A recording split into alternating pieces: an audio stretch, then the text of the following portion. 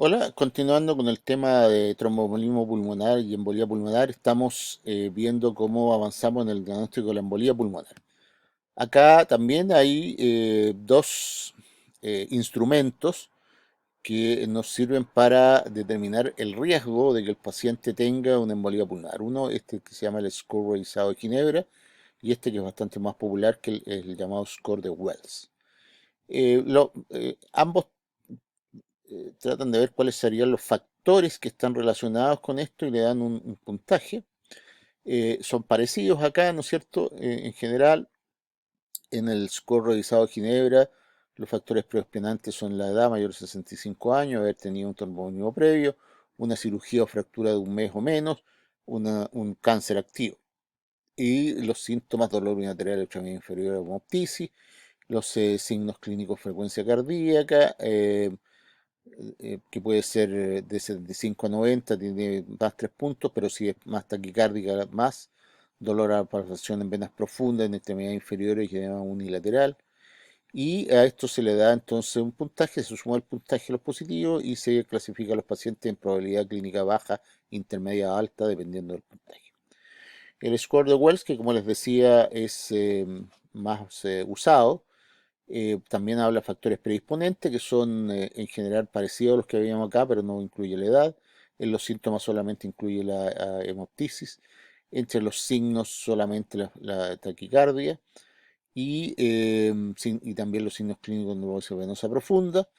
Y si el diagnóstico alternativo es menos probable que el tromboembolismo pulmonar, le asigno un valor de más 3. Si no, bueno, eso sería cero. Y clasifica a los pacientes en dos tipos de categoría, ya sea tratando de determinar la categoría, la probabilidad clínica en baja, intermedia o alta según el puntaje, o haciéndolo esto dicotómico, probable o improbable, también de acuerdo al puntaje. Si tuvieran más de 4 puntos es probable, y si tienen menos de 4 puntos es improbable.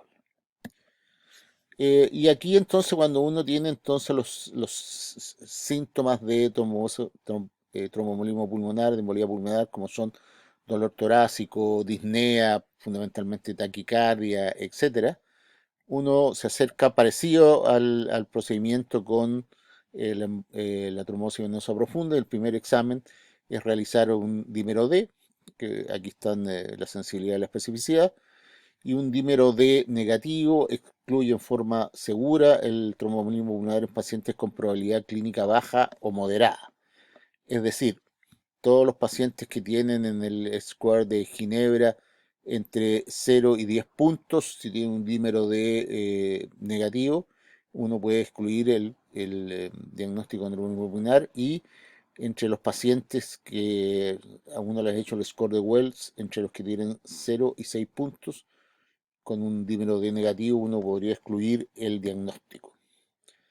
Eh, el- Cuando el dímero D sale positivo, bueno, uno podría tratar de ir a diagnosticar si el paciente tuvo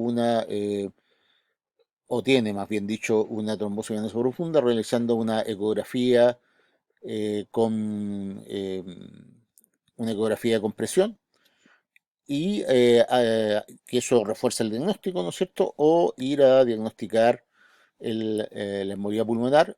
Y lo que hacía anteriormente, todavía se puede hacer, pero se usa bastante menos, es la cintigrafía de ventilación por fusión, que se ha ido descartando en favor de la tomografía computada.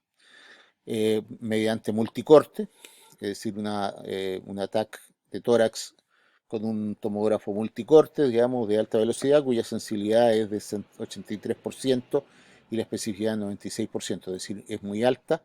Y esta técnica tiene la ventaja de que no es invasiva, ¿ya? Y por lo tanto, esto que se denomina angiotac se ha convertido en el método de elección para el diagnóstico de embolía pulmonar.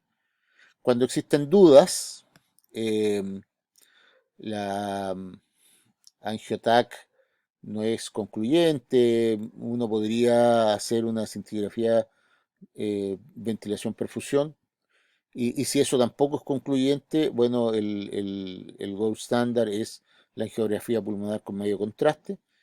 que es un medio invasivo. Hay que introducir una sonda en las arterias pulmonares y inyectar medio contraste y ahí ustedes pueden ver que uno puede hacer el diagnóstico. Ahí se ve claramente una imagen de un trombo en una arteria pulmonar.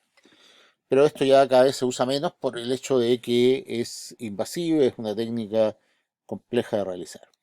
¿Mm? Uno podría hacer también un ecocardiograma, cuya sensibilidad no es muy alta, 60 a 70%.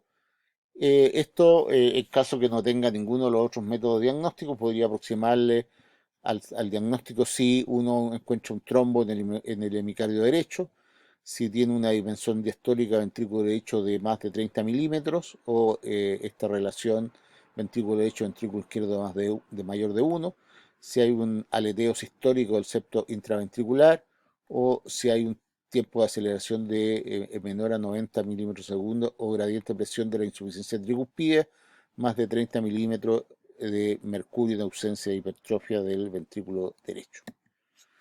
Em, y si uno ya ha diagnosticado a un paciente con embolía pulmonar, bueno, esto es necesariamente debe ser hospitalizado de urgencia. Y el tratamiento consiste en primer momento en dar soporte hemodinámico respiratorio. em, eh, y el soporte hemodinámico está reflejado en la disminución de la poscarga del ventrículo derecho, en un manejo óptimo del volumen intravascular, que el paciente no se encharque y otras, y la mantención de la presión arterial sistólica. Y por supuesto el paciente debe recibir oxígeno y otras medidas. Y el tratamiento específico, bueno, el primer nivel puede ser la trombolisis. La trombolisis resuelve rápidamente la obstrucción. El 92% de los pacientes responden a esta terapia. Hay un mayor beneficio si se inicia las primeras 48 horas. Y es la primera elección en el tromboembolismo pulmonar de alto riesgo. Esta trombolisis se puede hacer con streptoquinasa, uroquinasa o RTPA en las dosis que están ahí. Habitualmente este tratamiento se reserva para este tipo de pacientes, los pacientes de alto riesgo que están con shock o hipotensión y por lo tanto se les hace esa medida. En el resto de los pacientes, el tratamiento inicial de elección es la anticoagulación, que como dice aquí debe iniciarse en tromboembolismo pulmonar confirmado y en aquellos con probabilidad clínica alta o intermedia, y se hace con heparina no fraccionada en esas dosis, en bolo, y después se continúa con una infusión continua, o se puede usar, tal como en el caso de la trombosis venosa profunda, heparinas de bajo peso molecular, la enoxaparina, tinzaparina o fondaparinux, en estas dosis que están acá. Y con eso también el tratamiento se mantiene en la medida que el paciente evoluciona en forma adecuada por 5 o 7 días y al quinto día aproximadamente se inicia un tratamiento con anticoagulantes para lo que se llama profilaxis secundaria, y el objetivo aquí es prevenir recurrencias. Y como les decía, entonces se deja al paciente con tratamiento anticoagulante, que habitualmente se usan antagonistas de la vitamina K, neosintrón en Chile, apuntando a un INR de 2 a 3. Eh, También se pueden usar estos nuevos anticoagulantes que tienen la ventaja de que no es necesario hacer exámenes de coagulación, son más caros, pero al final pueden salir más costo efectivos. El tratamiento, eh, el tratamiento anticoagulante hay que mantenerlo por mínimo 3 meses, tal como en la trombosis venosa profunda, y en algunos pacientes por 6 meses. Y hay que tener presente, sí, que este tratamiento anticoagulante no elimina los riesgos de recurrencia cuando se interrumpe, y la duración de 3 meses se deja cuando hay factores de riesgo transitorios, como podría haber sido tal como en la trombosis venosa profunda, una persona joven con una fractura, etcétera. En algunos pacientes es necesario dejar el tratamiento anticoagulante en forma permanente. ¿Quiénes son estos pacientes? Aquellos con cáncer activos, cuando han tenido uno o más episodios de tromboembolismo, cuando son portadores de síndrome antifosfolípido, cuando tienen una trombofilia hereditaria o cuando quedan con una trombosis residual en las venas proximales. Bueno, y esto es lo que queríamos comentarles de estos dos importantes cuadros.